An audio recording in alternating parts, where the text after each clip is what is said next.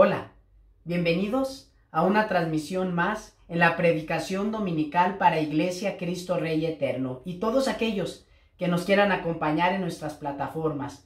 Te invitamos, si estos recursos han sido de bendición en tu vida, puedas regalarnos un like o compartirlo con algunos otros de tus contactos.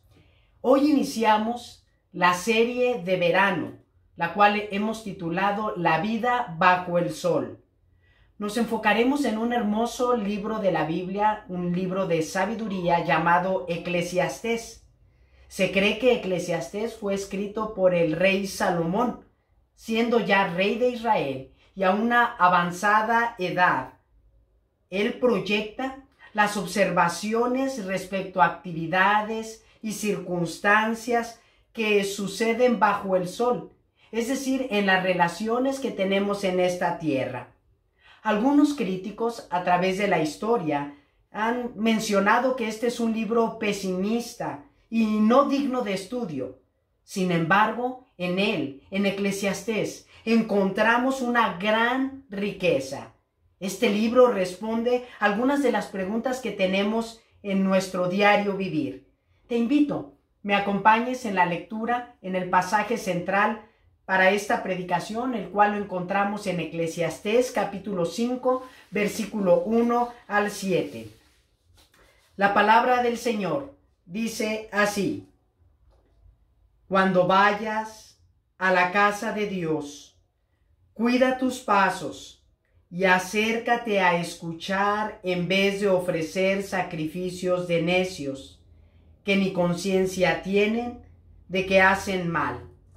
No te apresures, ni con la boca ni con la mente, a proferir ante Dios palabra alguna. Él está en el cielo y tú estás en la tierra. Mide pues tus palabras. Quien mucho se preocupa tiene pesadillas, y quien mucho habla dice tonterías. Cuando hagas un voto a Dios, no tardes en cumplirlo, porque a Dios no le agradan los necios. Cumple tus votos. Vale más no hacer votos que hacerlos y no cumplirlos.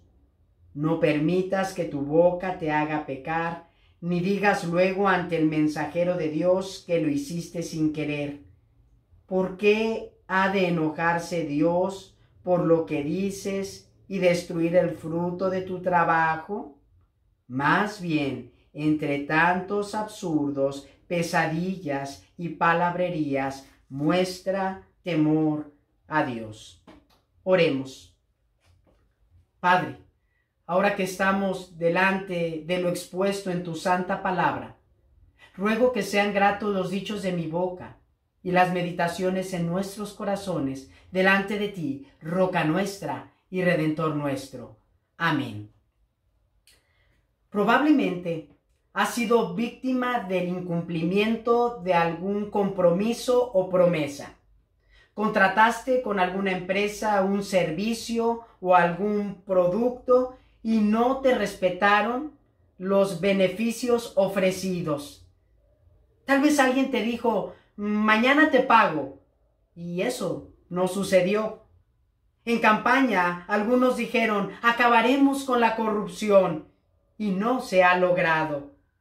La declaración, te prometo, puede ser un arma de dos filos en nuestra contra cuando lo expresamos de manera ligera. Probablemente, una de las escenas más crueles es ver al novio o la novia con un vestido radiante, con su vestuario radiante, pero con lágrimas en los ojos, esperando la llegada de su pareja a la puerta del templo. ¿Qué tal cuando nosotros hemos prometido y no cumplimos? ¿Qué dolor provocaríamos en el corazón de otros? En el pasaje que acabamos de leer, precisamente se trata este tema, las promesas, los votos o los juramentos. Todo esto nos advierte lo importante que es cumplir con nuestra palabra. Notamos que el texto comienza mencionando la casa de Dios.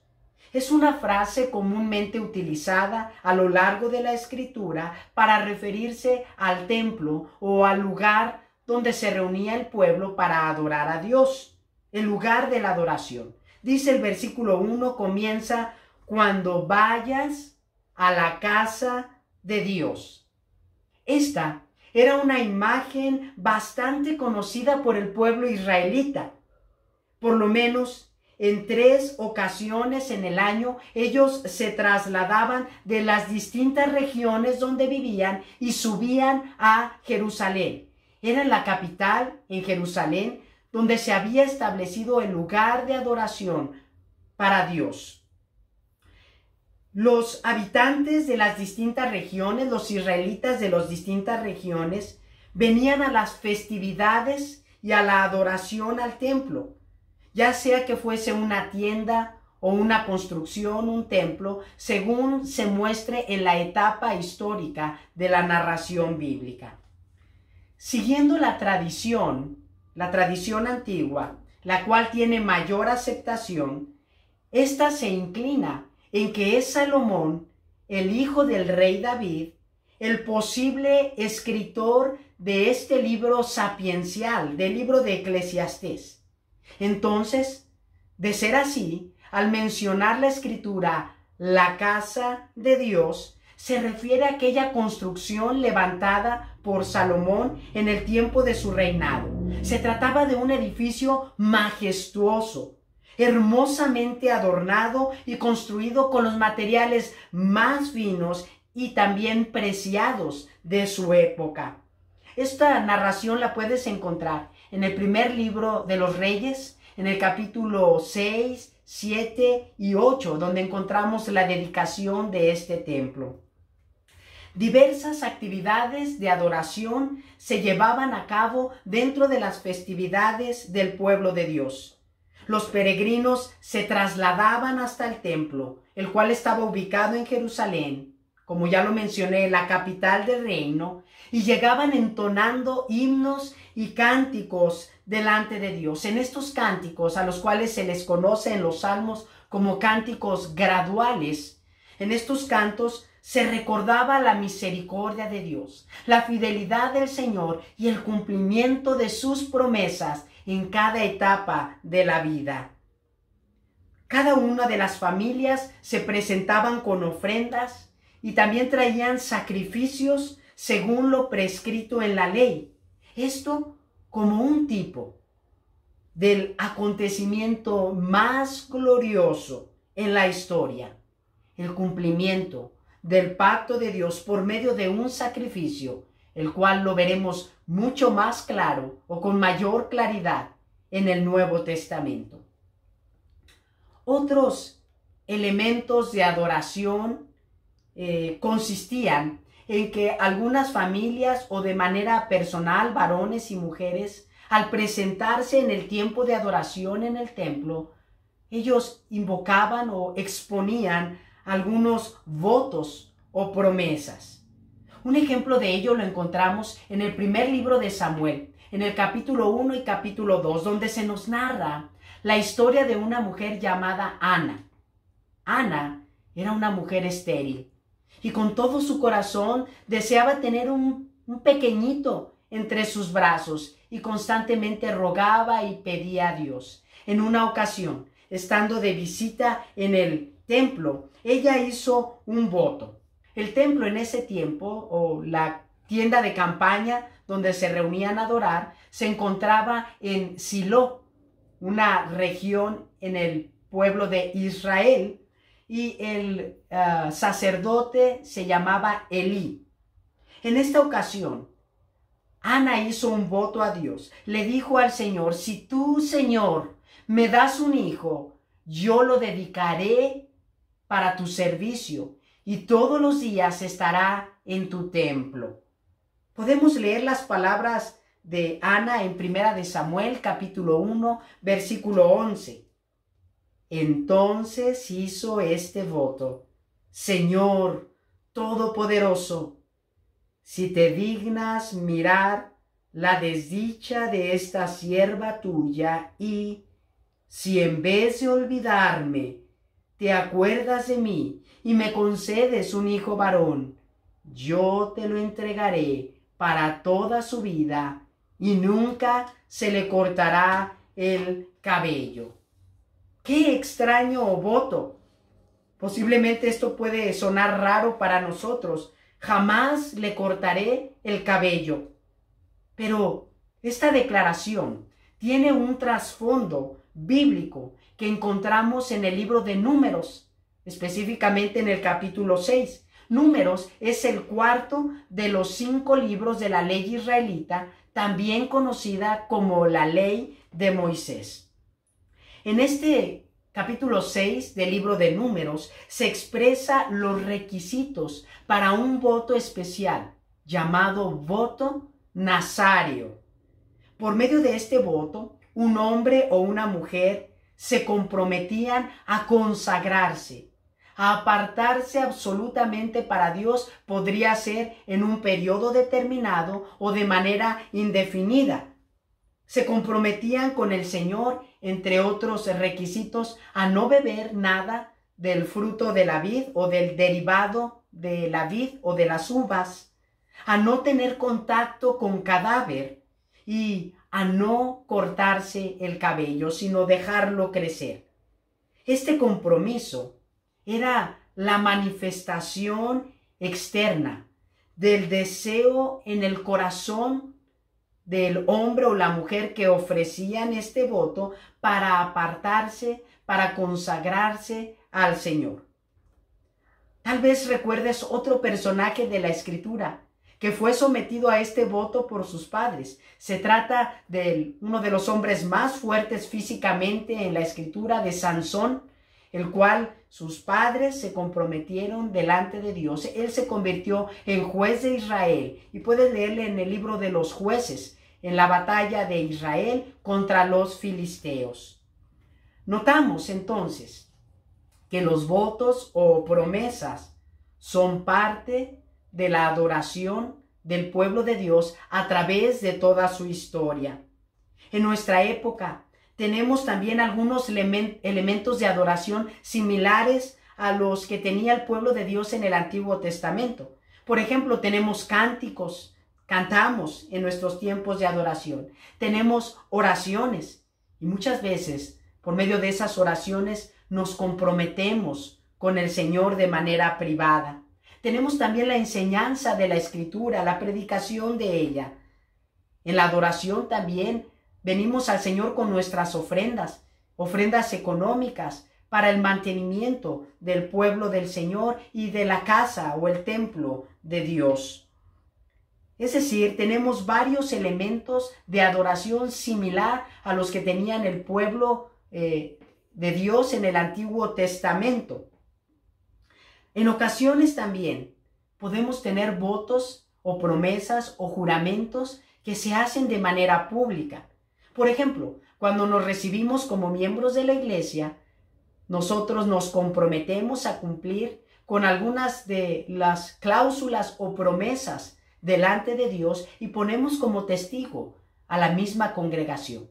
También cuando algunos varones somos llamados como oficiales de la iglesia, ya sea ancianos o diáconos, también hacemos un juramento, declaramos algunos votos delante de Dios y en presencia de la congregación. O bien, cuando algunos varones somos llamados por Dios para el pastoreo, también tenemos algunos votos y juramentos. Es decir, que también nos comprometemos públicamente en algunas ocasiones especiales. Es parte de nuestra adoración y es parte de nuestro compromiso delante de Dios. En la narración bíblica son de gran importancia las promesas.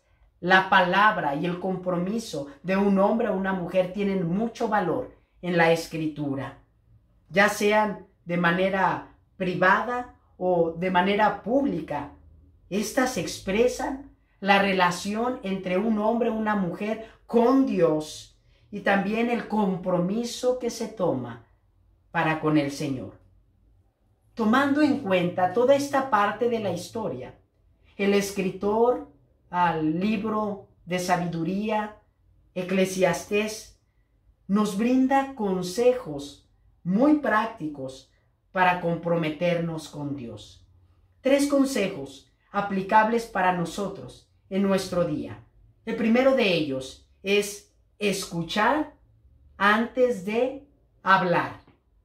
Versículo 1 de Eclesiastés capítulo 5 dice: cuando vayas a la casa de Dios, cuida tus pasos y acércate a escuchar en vez de ofrecer sacrificios de necios que ni conciencia tienen de que hacen mal.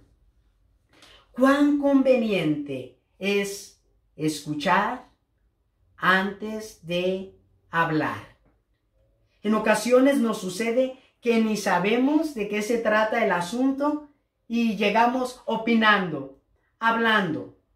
Es una debilidad que tenemos algunos.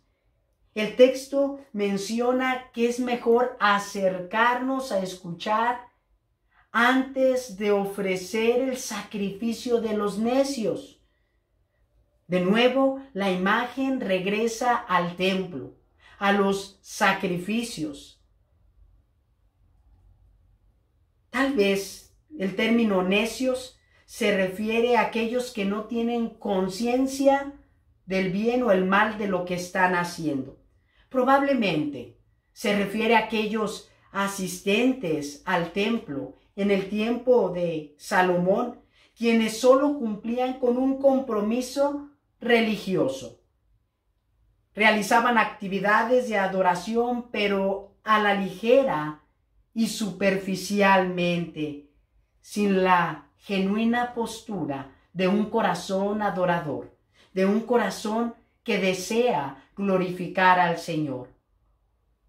Antes de cualquier promesa y sobre todo antes de comprometernos delante de Dios, lo mejor es escuchar antes que hablar. Segundo consejo que observamos en Eclesiastés capítulo 5 versículo 2 y 3. No te apresures ni con la boca ni con la mente a proferir ante Dios palabra alguna. Él está en el cielo y tú estás en la tierra. Mide, pues, tus palabras. Quien mucho se preocupa tiene pesadillas, y quien mucho habla dice tonterías. Segundo consejo, habla, pero habla solo lo necesario. ¿Cuántas veces no hemos sido enredados en nuestras propias palabras? En ocasiones, por desear salir librados de algún embrollo, hablamos de más, nos comprometemos y luego ni sabemos cómo vamos a cumplir. La situación se agrava cuando la exageración en nuestras palabras es delante de Dios. Sin lugar a dudas, Él conoce con total claridad nuestro corazón, nuestro interior. El argumento reflexivo que utiliza el autor Eclesiastés en estos versículos es que nos llama a ver la diferencia que existe entre Dios y el hombre. Nos dice: Dios está en el cielo, Él es santo y puro, tú estás en la tierra, bajo el sol. Es mejor que escuches antes de hablar, pero si vas a hablar, habla solamente lo que sea necesario. ¿Por qué razón?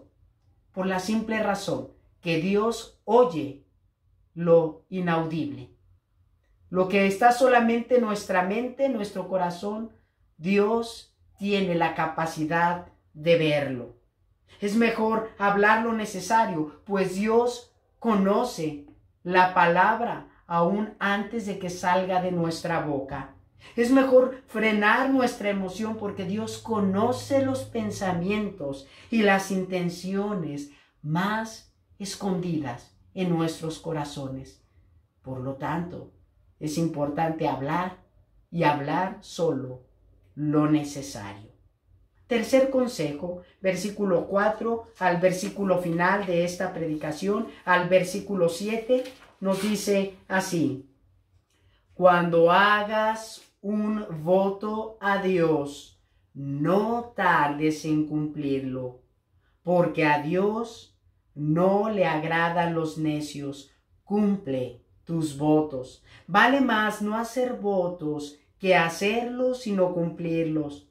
No permitas que tu boca te haga pecar, ni digas luego ante el mensajero de Dios que lo hiciste sin querer.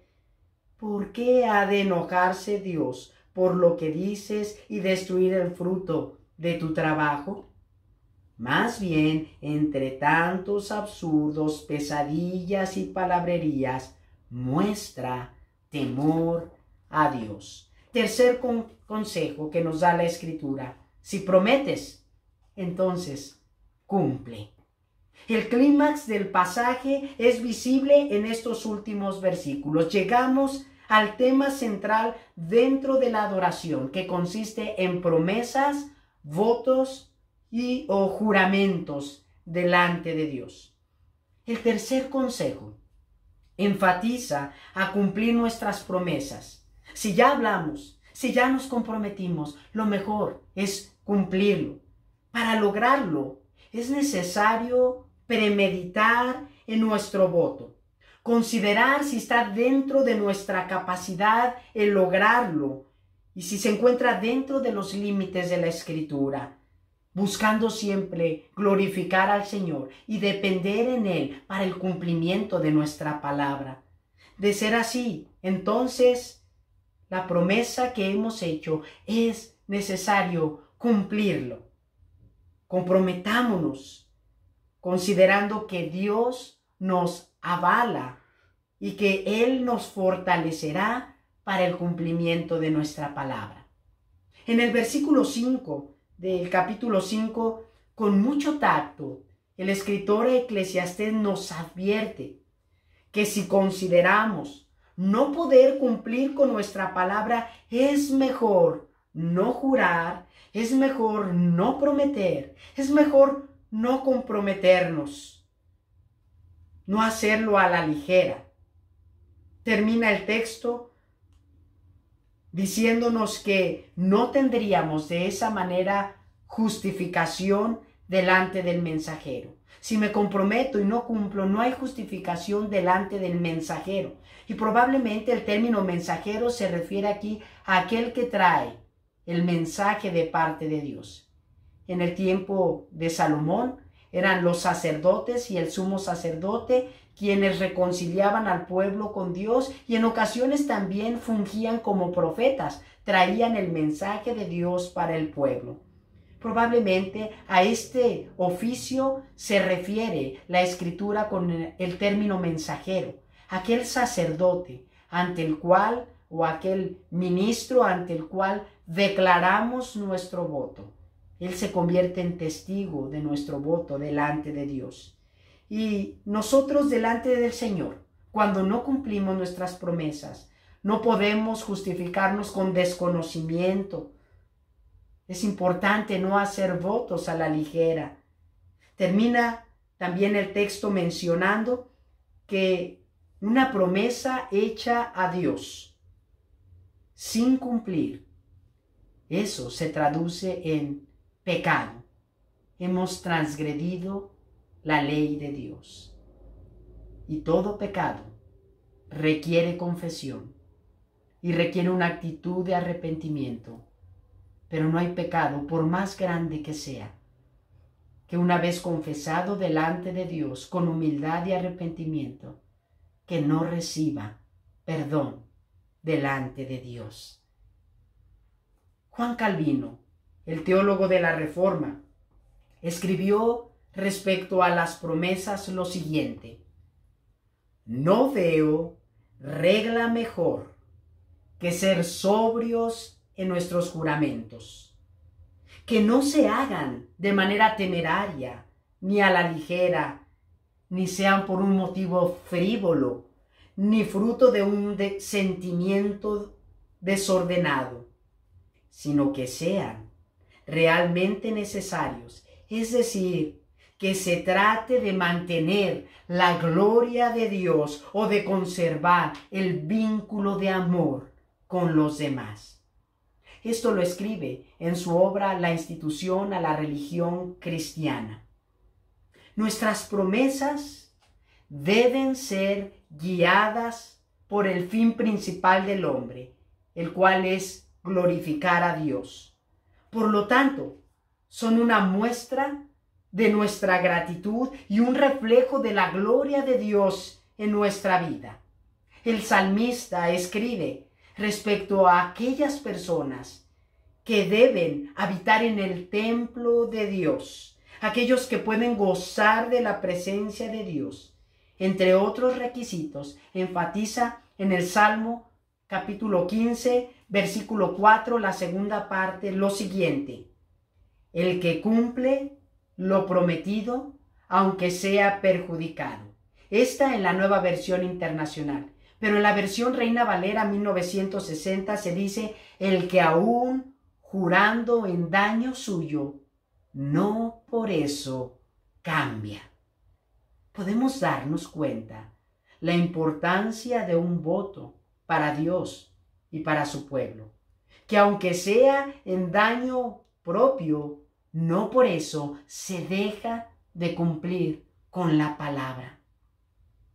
Notamos entonces que un juramento requiere de esfuerzo, de sacrificio, que debe ser lícito en el sentido de ser posible para aquel que se está comprometiendo, y que esto debe glorificar a Dios,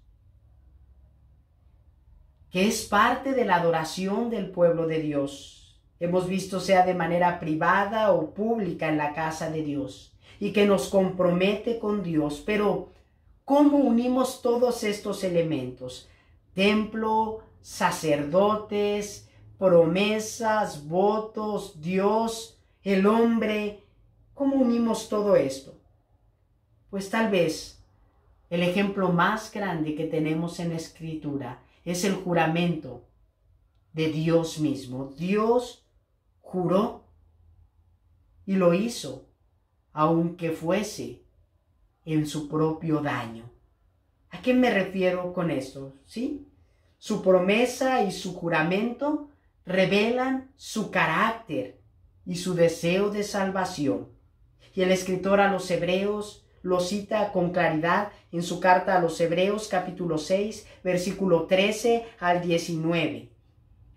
Cuando Dios hizo su promesa a Abraham, como no tenía a nadie superior por quien jurar, juró por sí mismo y dijo: te bendeciré en gran manera y multiplicaré tu descendencia. Y así, después de esperar con paciencia, Abraham recibió lo que se le había prometido. Los seres humanos juran por alguien superior a ellos mismos, y el juramento, al confirmar lo que se ha dicho, pone punto final a toda discusión.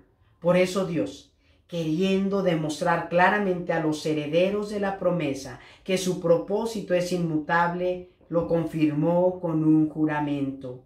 Lo hizo así para que mediante la promesa y el juramento, que son dos realidades inmutables, en las cuales es imposible que Dios mienta, tengamos un estímulo poderoso los que, buscando refugio, nos aferramos a la esperanza que está delante de nosotros.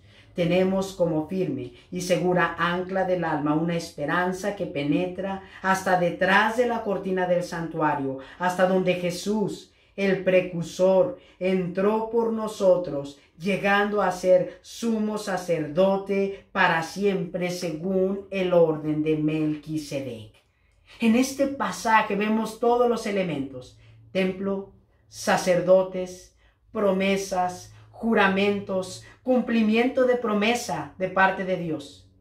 Pero era necesario que también hubiera un sacrificio. Y ese sacrificio fue el mismo Hijo de Dios. Dios juró y cumplió su promesa. Ello requería un sacrificio. Y en el acuerdo divino, en la Trinidad, Jesús, el Hijo de Dios, tomó la responsabilidad desde la eternidad en cumplir con las promesas de Dios, tomándose un cuerpo, viviendo perfectamente entre nosotros y muriendo en una cruz, para que la promesa de salvación de Dios fuese una realidad entre nosotros.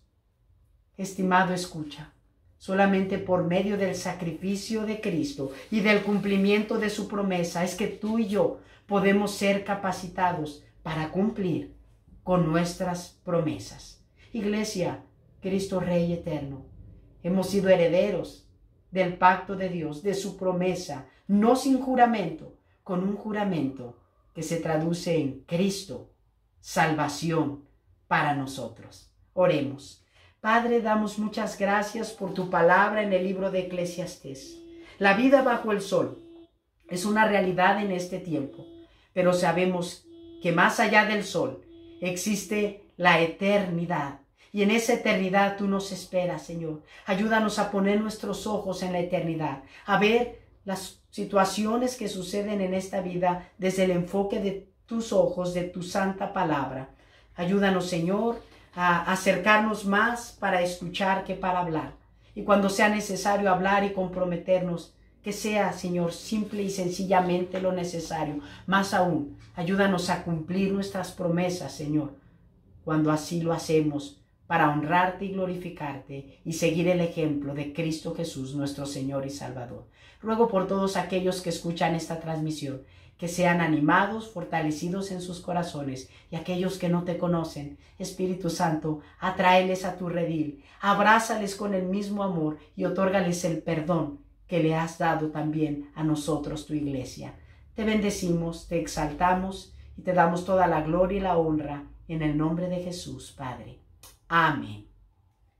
Ahora, mis amados, que la gracia de nuestro Señor Jesucristo, el amor de Dios Padre y la comunión del Espíritu Santo sean con todos nosotros, con nuestras familias, con el pueblo de Dios, desde ahora y para siempre. Amén. Tenemos algunos anuncios antes de terminar esta transmisión.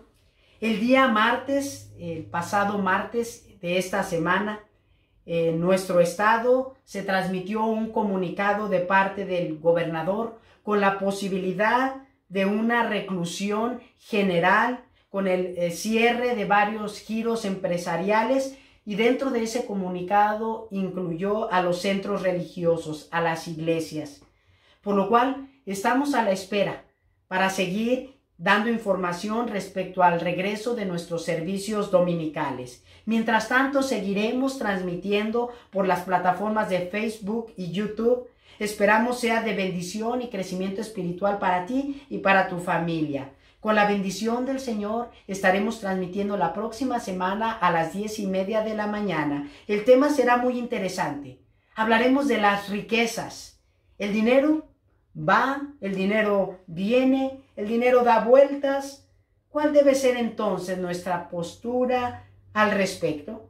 Lo escucharemos próximo domingo, 10:30 de la mañana. No te lo pierdas y recibe un fraterno abrazo virtual. El Señor les bendiga a todos.